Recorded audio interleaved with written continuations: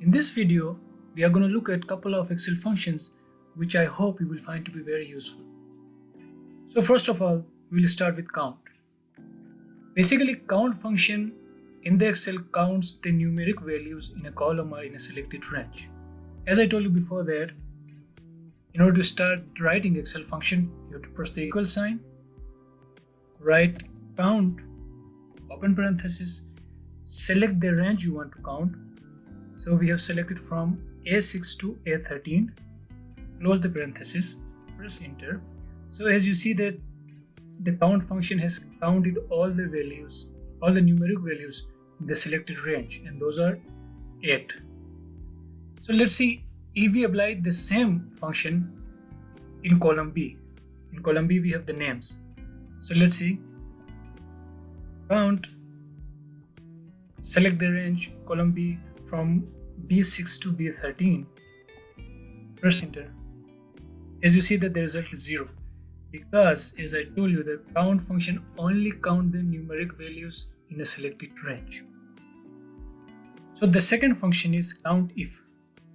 CountIF function is basically a conditional function. It will count the values in a range based on a single condition or a single criteria. So in order to start the function, press equal sign, CountIF, select the range from B6 to B13, comma, write the criteria, write the single condition you want to search. So let's say we are going to search John.